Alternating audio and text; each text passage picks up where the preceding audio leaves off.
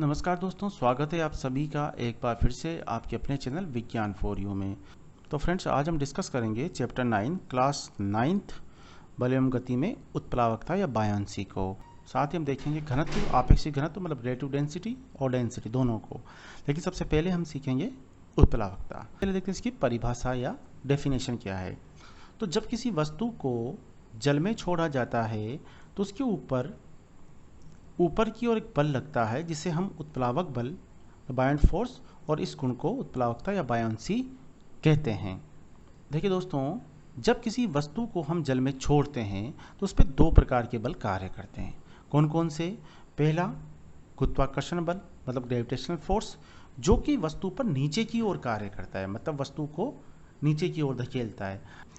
वैसे भी हम जानते हैं कि पृथ्वी प्रत्येक वस्तु को अपनी ओर खींचती है, और कौन से बल से खींचती है? गुरुत्वाकर्षण बल से। ठीक है, तो वस्तु पे नीचे की ओर गुरुत्वाकर्षण बल लगता है और उत्प्लावक बल वस्तु पर ऊपर की ओर लगता है। ठीक है, अब इसको समझ लेते हैं यहाँ पर with the help of example. आगे एग्जाम्पल में और भी बताऊंगा, लेकिन यहाँ थोड़ा सा समझ लीजिए। देखिए दोस्तों, ये कोई पानी से भरा पात्र हमने रखा है। ठीक है, अब इसमें कोई भी एक वस्तु हमने पानी में डाली हुई है। ठीक है, अब यहाँ पर दो प्रकार के फोर्स यहाँ पर अप्लाई होंगे। ठीक है, पहला जो इसको नीचे की ओर धकेलने की कोशिश करेगा, जिसे हम कहते हैं गुरुत्वाकर्षण बल या ग्रेविटेशनल फोर्स, और एक बल इसे ऊपर की ओर धकेलने की कोशिश करेगा, जिसे हम कहते हैं उत्प्लावक बल या बायॉन्ट फोर्स। वस्तु का डूबना या वस्तु का तैरना या वस्तु का स्थिर रहना जो भी है वह इस बात पर डिपेंड करेगा कि कौन सा फोर्स ज़्यादा अप्लाई हो रहा है, ज़्यादा लग रहा है। अब यहाँ पर आगे देखिए, किसी वस्तु का पानी में तैरना, कि वस्तु पानी में तैरेगी, आंशिक रूप से डूबेगी या पूरी तरह से डूबेगी, ये सब दोनों बलों के आपेक्षिक मानों पर निर्भर करता है कि किस बल का मान ज़्यादा है, किस बल का मान कम है। अब इसको भी और भी एक्सप्लेन कर लेते हैं आगे। यहाँ पर 3 कंडीशंस मैंने लिखी है। अब इसके अकॉर्डिंग वस्तु पानी में डूबेगी, तैरेगी, आंशिक रूप से तैरेगी, या क्या होने वाला है देखिए, समझिए। यदि वस्तु का भार किससे कहेंगे? भार का सूत्र होता है W = m/g, जहाँ पर m हम कहेंगे कि वस्तु का द्रव्यमान है और g गुरुत्वीय त्वरण। तो गुरुत्वीय त्वरण और द्रव्यमान के गुणनफल को हम कहते हैं भार। तो किसी भी वस्तु पर, पृथ्वी पर लगने वाला जो बल होता है वो भार ही होता है, जैसे हम पर भी वो भार ही लगता है, ना कि द्रव्यमान। ठीक है, तो यदि वस्तु का भार उत्प्लावन बल से अधिक है तो वस्तु पानी में डूब जाएगी। अब इसे फिर से यहाँ पर इस एग्जाम्पल में समझिए। अगर बाय द वे ये लगने वाला भार W बराबर, अगर इसका मान अगर ज़्यादा है और उत्प्लावक बल का मान कम है, ये ऊपर की ओर जो बल लग रहा है वो कम है, और नीचे की ओर जो बल लग रहा है भार वो ज़्यादा है, तो इसका सीधा सा अर्थ निकलता है कि वस्तु पानी में डूबेगी, अर्थात इस पात्र के बॉटम में ये वस्तु पहुंच जाएगी। आगे देखिए, दूसरी कंडीशन क्या है। यदि वस्तु का भार उत्प्लावन बल से कम है तो वस्तु पानी में आंशिक रूप से डूब कर तैरेगी। यहाँ पर देखिए, उत्प्लावन बल का मान ज़्यादा है। किससे ज़्यादा है? गुरुत्वाकर्षण बल से या भार से।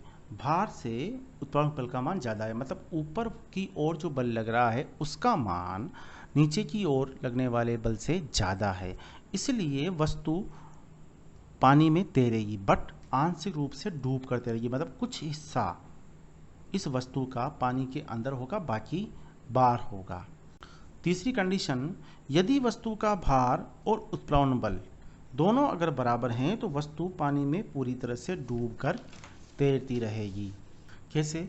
यहाँ देखिए, अब यहाँ पर गुरुत्वाकर्षण बल मतलब वस्तु का भार, और यहाँ पर ऊपर की ओर लगने वाला उत्प्लावक बल, दोनों आपस में बराबर हैं, भार उत्प्लावक बल के बराबर है, तो पानी में वस्तु डूब जाएगी, बट डूबकर तैरती रहेगी क्योंकि दोनों बलों का मान बराबर है। अब आगे देखिए, किसी वस्तु का जल में डूबना या जल में तैरना जल के घनत्व मतलब डेंसिटी पर भी निर्भर करता है कि जल का घनत्व कम है, ज़्यादा है वस्तु के घनत्व से। कैसे? यदि वस्तु का घनत्व जल के घनत्व से कम है तो वस्तु पानी में तैरती है। एग्जाम्पल के लिए देखिए बर्फ पानी पर क्यों तैरता है, ये क्वेश्चन भी एग्जाम में पहले आ चुका है और आगे भी आ सकता है। उसका रीज़न क्या है कि क्योंकि बर्फ का जो घनत्व है वो पानी के घनत्व की अपेक्षा कम होता है, इसीलिए बर्फ पानी पर तैरता है।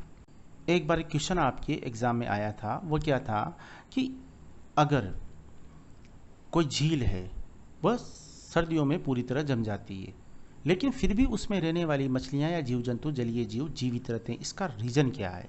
तो दोस्तों इसका रीज़न होता है कि ऊपर की ओर उस पर बर्फ़ की परत जरूर जम जाती है, लेकिन नीचे उसमें पानी रहता है, तो जीव जंतु नीचे उस पानी में चले जाते हैं। क्योंकि बर्फ़ का घनत्व चूंकि कम होता है, इसलिए ऊपर की ओर सिर्फ बर्फ़ तैरती रहती है और नीचे उसमें पानी रहता है, इसलिए वो जीव जंतु बच जाते हैं जमने से।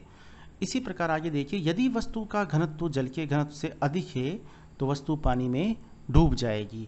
एग्जाम्पल देखिए, अगर किसी पत्थर को हम पानी में डालते हैं तो वो डूब जाता है, या किसी कील को हम पानी में डालते हैं तो वो भी डूब जाती है। रीज़न क्या है? क्योंकि जो कील का घनत्व है ये वो पानी के घनत्व से ज़्यादा है, इसीलिए वो पानी में पूरी तरह से डूब जाती है। अब समझ लेते हैं घनत्व या डेंसिटी को। तो घनत्व हम किसे कहेंगे? किसी पदार्थ के द्रव्यमान और आयतन के अनुपात को घनत्व या डेंसिटी कहते हैं। जैसे इसका सूत्र कैसे लिखेंगे हम? घनत्व बराबर द्रव्यमान बटा आयतन। द्रव्यमान और आयतन का अनुपात क्या कहलाता है? घनत्व। D बराबर m/v। D मतलब डेंसिटी, m मतलब मास मतलब द्रव्यमान, v मतलब वॉल्यूम आयतन। ठीक है। अब इसका मात्रक आप चाहो तो इससे भी निकाल सकते हो, क्योंकि द्रव्यमान का मात्रक होता है किलोग्राम, अपॉन वॉल्यूम का मात्रक होता है आयतन का मीटर क्यूब, इसीलिए हम इसका मात्रक लिखेंगे किलोग्राम पर मीटर क्यूब, या किलोग्राम मीटर माइनस थर्ड। इसको जो ऊपर लेकर आएंगे तो ये माइनस में बदल जाएगा। ऐसे भी आप लिख सकते हो, ऐसे भी आप लिख सकते हो। नेक्स्ट एक नोट है कि सामान्य जल की अपेक्षा समुद्री जल मतलब खारे पानी का घनत्व अधिक होता है, इसीलिए उसमें तैरना आसान होता है। अब ऐसा क्वेश्चन आपसे पूछा भी जा सकता है कि मीठे पानी की जगह खारे पानी में तैरना अधिक आसान क्यों होता है? तो आप उसका आंसर क्या दोगे? क्योंकि खारे पानी का घनत्व अधिक होता है, इसीलिए उस पर तैरना आसान होता है मीठे पानी की अपेक्षा। अगर घनत्व ज़्यादा है तो वस्तु आसानी से उस पर तैर जाएगी।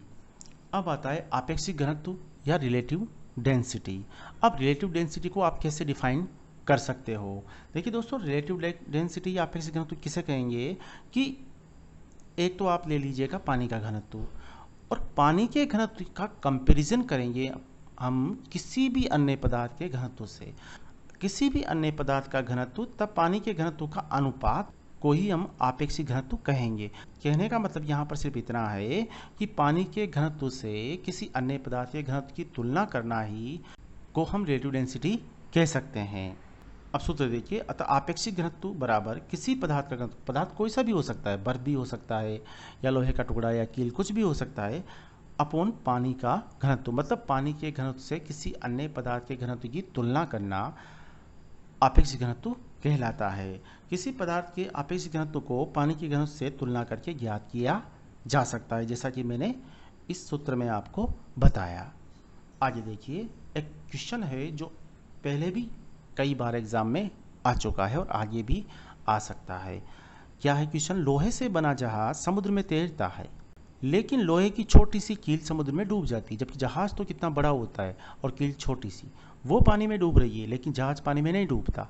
अब इसका रीज़न क्या है? देखिए, लोहे की कील का जो भार है उसके द्वारा हटाए गए जल के भार से अधिक होता है, इसीलिए कील पानी में डूब जाती है। ये मैंने आपको पहले भी बता दिया कि भार का मान अगर उत्प्लावक बल से ज़्यादा है तो वस्तु पानी में डूब जाएगी, और यहाँ पर इसको आर्किमिडीज के सिद्धांत के थ्रू भी समझ सकते, उसे हम आगे पढ़ेंगे नेक्स्ट वीडियो के अंदर।